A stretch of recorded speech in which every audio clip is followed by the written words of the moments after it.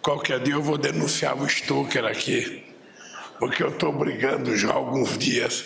Esse microfone não tem que ser tão comprido para cá, ele pode ser mais curto para lá. Então, se o técnico que faz isso está ouvindo, corta esse cabo aqui e faz o telefone mais curto.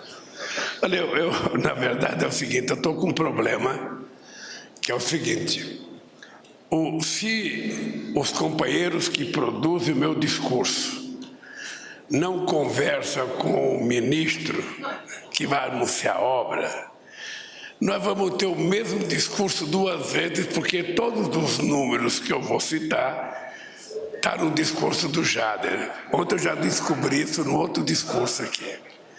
Então, eu vou tentar apenas dizer para vocês o seguinte. Primeiro, a alegria de ter aqui 8 governadores, quase todos reeleitos, portanto, todo mundo já estava com o seu estado voando a 800 km/h, e alguns que foram eleitos pela primeira vez tiveram a sorte de suceder pessoas que eram amigas do mesmo partido, portanto, não tiveram nenhum problema. Não é o caso nosso na presidência da República.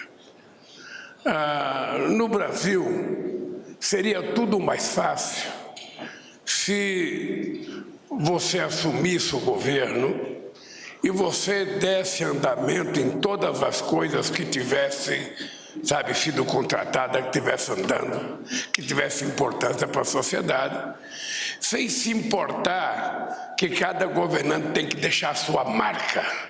Eu preciso deixar a minha marca. Então tem um viaduto construído num lugar por uma pessoa, eu paro de construí-lo e vou construir o mesmo viaduto em outro lugar para ser a minha marca. A marca do outro fica o esqueleto e a minha fica o viaduto.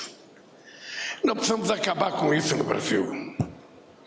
Nós precisamos acabar com isso. Por isso que sempre que é possível, a gente tem que estabelecer uma relação nas políticas públicas do governo federal com governadores e com prefeitos.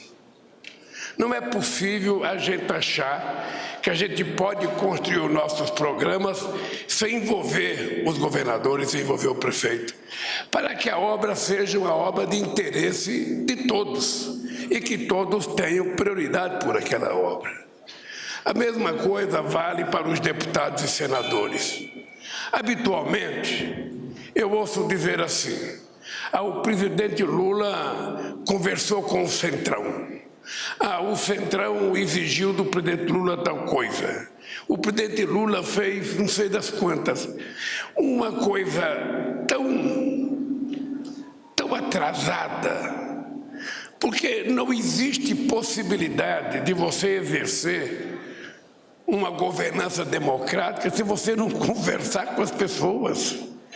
Eu preciso conversar com governadores, eu preciso conversar com prefeitos, eu preciso conversar com deputados federais, não importa de que partido seja ele. Eu preciso conversar com senadores, não importa de que partido sejam eles estão exercendo um mandato e, portanto, eu tenho que conversar com eles. É preciso que a gente estabeleça nesse país a criação de uma cultura em que as pessoas entendam como normal a necessidade de conversar. Às vezes no Brasil se vende como uma coisa muito estranha o fato do governo mandar um projeto de lei e o Senado resolver fazer uma emenda. Ora, nós mandamos para o Senado, não foi para aprovar do jeito que a gente queria. A gente mandou para o Senado para tentar ver se melhora. E muitas vezes uma emenda ajuda a melhorar. E muitas vezes uma emenda não atende aquilo que a gente queria. Mas paciência, nós não somos o dono da verdade. E, portanto, isso vale para mim e vale para os governadores. O governador vai ter que conversar com o deputado estadual, o prefeito vai ter que conversar com o vereador, e assim é a nossa vida. Por que eu estou dizendo isso? Porque hoje é um dia muito especial para mim quando a gente está lançando esse programa. Eu lembro que em 1974, quando houve uma guinada na política brasileira, porque eu não sei se vocês se lembram, em 1970, a Arena elegeu tudo aqui nesse país. O PMDB, Hinaldo, quase acaba. Eu sei que houve reunião na direção do PMDB para saber se era possível continuar disputando a eleição, porque o PMDB tinha, o Arena tinha eleito quase 100% nesse país. Foi na época do famoso milagre brasileiro.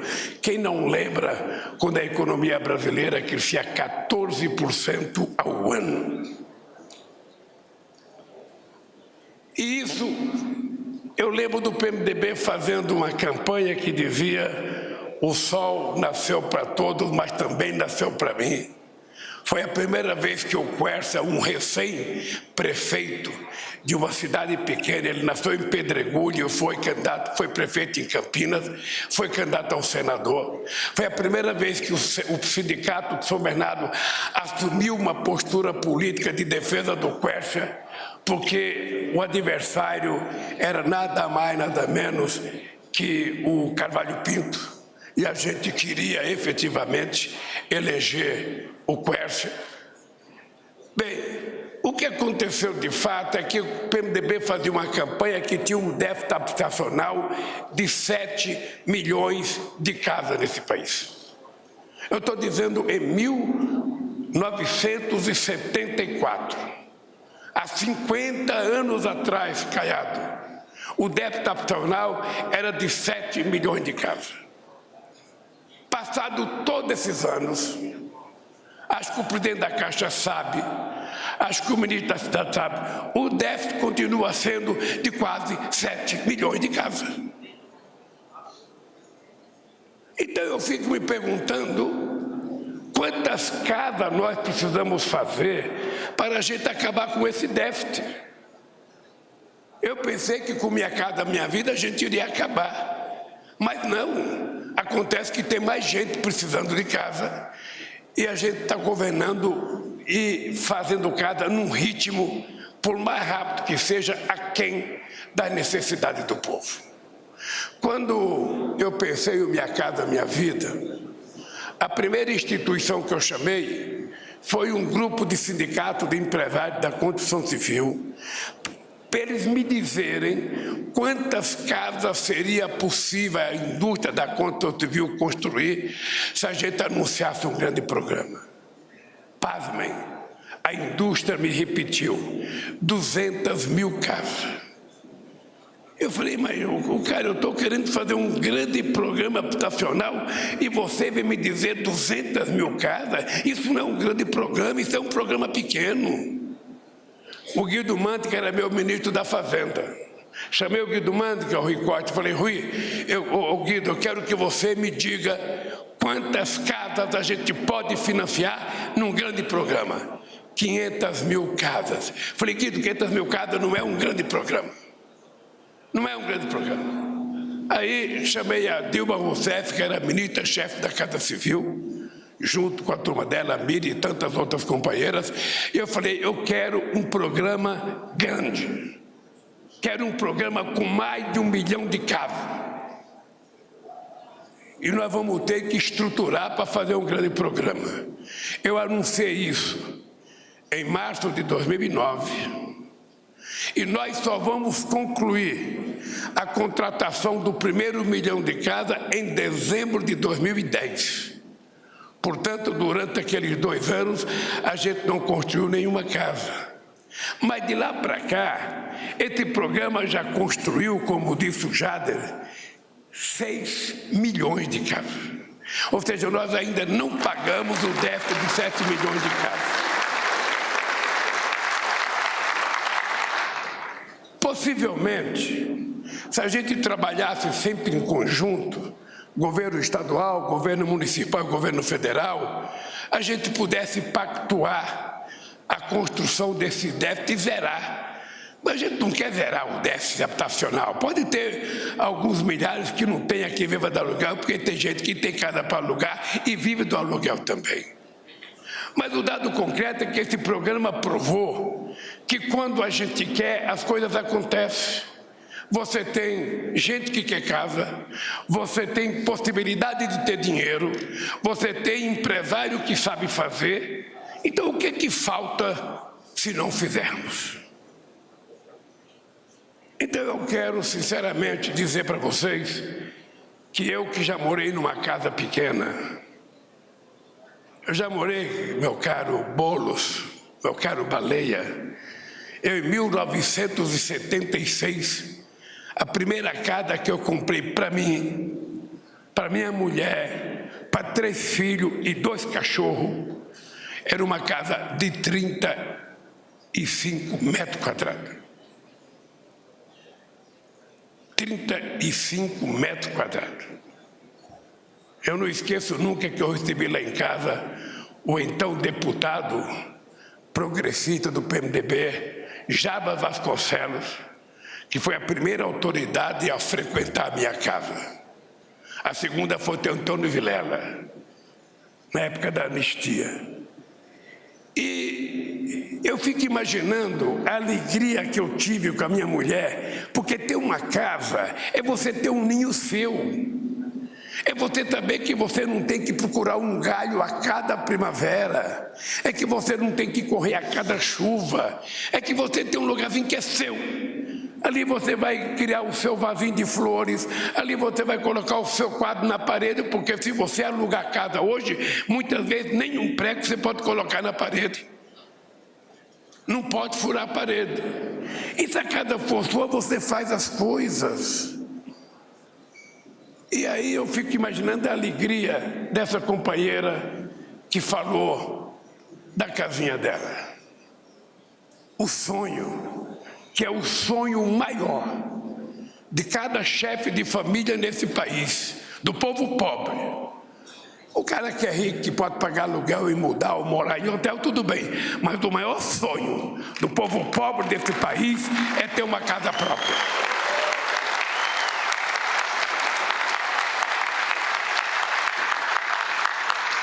Eu não sei se aqui vocês têm experiência de mudar todo ano. Porra, é duro, você vai acostumando na casa. Até o barzinho que você vai tomar cachaçinha de tarde, está ali perto. De repente chega o dono da casa e fala, olha, eu quero a casa de volta. Aí você sai para procurar casa e não tem aonde você mora. Não tem perto da escola do seu filho. Você precisa andar, às vezes, em conta longe, em condições piores. Não tem ponto de ônibus perto, não tem padaria perto, não tem feira perto, não tem farmácia perto, mas é o que tem. Mas quando a gente tem a nossa casa, tudo melhora. Até a garantia de que os nossos filhos vão ter um grupo de amigos para brincar. Eles não vão ter gente estranha todo ano, porque quando você mora para uma vila, você leva tempo para fazer amizade. Muito tempo. E se tiver uma casinha própria, é o céu. E ainda agora que o Merval, como presidente da Academia de Letras, resolveu nos ajudar a fazer biblioteca, é tudo que a gente precisa. É tudo. Moradia e cultura. Até porque nós temos que ensinar o povo brasileiro a gostar de ler. Nós precisamos fazer com que o povo brasileiro goste de ler. E as pessoas não têm muitas vezes dinheiro para comprar livro. E se a gente fizer em cada conjunto uma pequena biblioteca e as pessoas adquirirem o hábito de ler, quantos Guimarães Rosas a gente não vai conseguir produzir nesse país? Quantos Jorge Amado a gente não vai conseguir produzir nesse país? Ou seja, é apenas uma questão da gente saber com quem que a gente está aqui lidando. E eu tenho uma preocupação, porque eu disse ao Jado, quando a gente fala de casa para os mais pobres, nós precisamos ter em conta que nós precisamos ter um discurso para as pessoas que ganham um pouco mais. Porque senão fica assim, a gente faz casa só para os mais pobres, aí tem outro que faz casa só para o mais rico é só condomínio chique, condomínio... Estamos voltando a fazer Roma antiga, toda cercada de muro, com todas as garantias, alto padrão. E tem uma classe média que ganha... Não é classe média pobre, não é uma classe média intelectualizada, mas tem milhares de trabalhadores nesse país que têm profissão, que ganham 8 mil reais por mês, que ganham 9 mil reais por mês, tem bancário que ganha 10 e que não tem casa feita no padrão dele. Ele não quer 35 metros como eu quis. Eu já era presidente do sindicato, Rogério, eu quis numa casa de 35 metros, porque eu era o filho da dona Lindu, que teve a primeira casa própria na vida. Então eu queria. Mas o pessoal hoje, quer uma casa maior, ao invés de 2 quartos, 3 quartos, ao invés de uma sala 3x3, uma sala 4x4, para não ficar com a cara na frente da tela da televisão. Na minha cozinha, sabe, para a gente cozinhar no fogão tinha que afastar a geladeira. Sabe, para abrir a geladeira tinha que afastar o fogão. A gente não precisa levar o povo a esse sofrimento. Por isso que as casas têm que ser melhor. Por isso que eu exijo que tenha varanda. Eu não vou dizer varanda do quê, mas é varanda. Nós precisamos ter um lugar da intimidade da pessoa. Se o cara quer fazer qualquer coisa, vai na sua varanda. Não tem que ficar dentro de casa apertado, sabe? É uma questão de respeito. É uma questão de respeito à boa vida das pessoas, sabe? Eu, se pudesse fazer até um fogão de lenha nas casas do trabalhador rural. É que o trabalhador rural também não quer mais fogão de lenha. As mulheres querem fogão a gás. As pessoas não querem mais tanque, querem máquina de lavar roupa. E nós temos que garantir que as pessoas tenham isso. Então eu quero agradecer a presença de vocês, sobretudo do governador, dos deputados e senadores, porque nós estamos completando 11 meses de governo. Nós temos ainda 3 anos pela frente. A gente pode estabelecer entre nós 3 anos de convivência civilizada, 3 anos de convivência madura, 3 anos de harmonia, sabe? 3 anos de respeito, sem precisar ninguém ceder em nada das suas convicções, das suas crenças religiosas, das suas aptidões ideológicas. Ninguém vai pedir. A única coisa que eu quero é o seguinte: vamos trabalhar juntos, porque juntos nós podemos mais do que separados. Nós tivemos recentemente um governo nesse país que tudo que ele gostava era brigar, porque tem gente ruim que não sabe fazer política sem ter inimigo. Eu preciso ter um inimigo para justificar coisas que eu faço, pois o Lula não quer ter inimigo. Eu quero ter amigo, eu quero ter parceiro, eu quero ter companheiros para construir a coisa desse país. Por isso nós vamos consertar esse país. Todo mundo sabe que eu tenho um compromisso. Eu quero entregar, dia 31 de dezembro de 2026, esse país civilizado. Esse país civilizado. E cada governador pode contribuir agora, nesse Natal, pedindo para as pessoas que brigaram nas eleições votar, conversar. Que o pai receba o filho, que o filho receba o cunhado, que o cunhado receba o primo. Deixa a briga para daqui a mais 4 anos e vamos viver. Gente, nós estamos vendo o que está acontecendo em Israel. Nós estamos vendo o que está acontecendo na faixa de Gaza. Vocês viram que foi feito um acordo ontem, depois de 12 mil mortos, 14 mil, depois de quase 6 mil desaparecidos, depois de quase 6 mil crianças mortas, depois de centenas de mulheres fazerem cesariana para tirar o filho antes de morrer. Depois de tudo isso, os insanos que fizeram a guerra resolvem fazer um pacto de 4 dias, quando poderia nem ter começado a guerra. Precisava matar 6 mil crianças, precisava deixar 6 mil crianças desaparecidas, precisava sequestrar, fazer refém das pessoas. O problema é que nós, seres humanos, estamos ficando desumanos.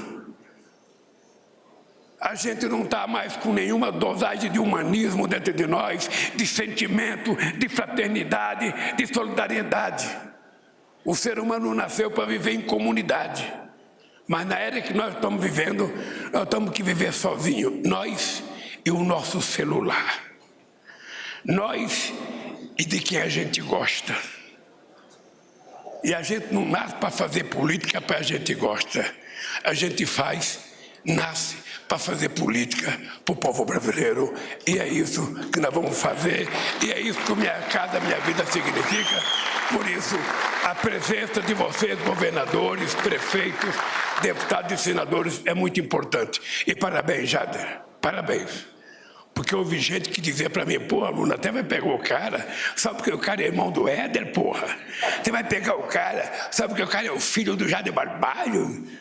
Sabe? Não, eu vou pegar o cara porque o cara é bom. Porque o cara é bom.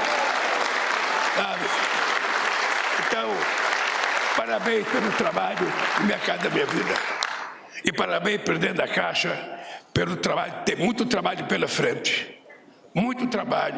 E se você ouvir bem a Inês, você vai perceber que a Caixa vai produzir muito mais ainda. Um abraço, gente, e parabéns a todos vocês.